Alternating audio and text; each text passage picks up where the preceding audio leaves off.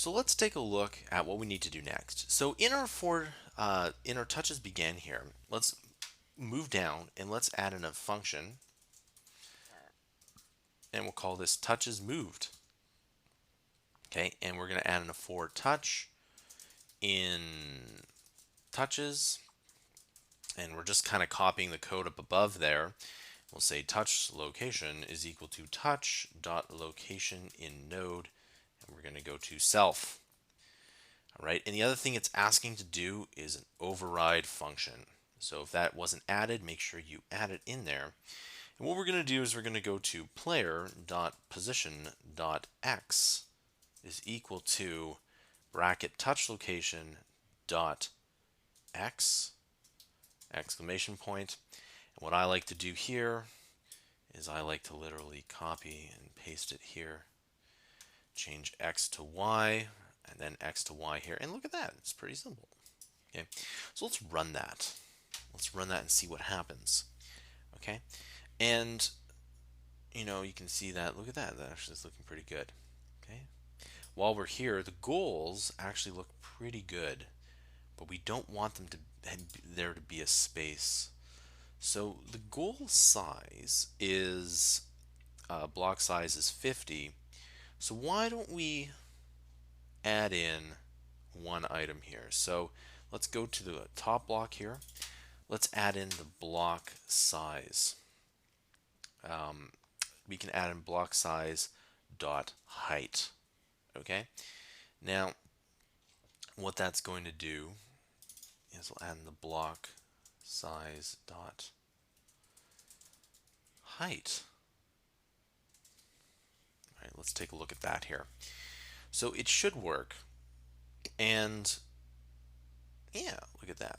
It's pretty good. And if we really want to, um, it's it looks pretty good. And if we want to change it later, we can if we want to. But I think that's probably good for now. The other thing is let's go to our label here, and the position. Let's add in 100. So that way, if we look at this here, it will just move it slightly above the player. And yeah, I think that's probably pretty good. I was thinking that the player should possibly be a bit bigger. So let's make the width 120 and the height to be 60. So we'll make it, yeah, 50. And you'll see why. Okay, so let's run that here. And we just want this to be a little bit bigger. And look at that, we can move it around left, right, and center. Now, the other thing is what happens if the player kind of moves it off the screen here? Well, what we could do is we could add in a function. We'll call this set player position. Okay, and we'll literally just copy this or cut it and paste it in here. And both the touches began will set player position. We'll set the player position, set player position to both of these here. Very simple stuff. Okay, so we now have both of that here, and look at that.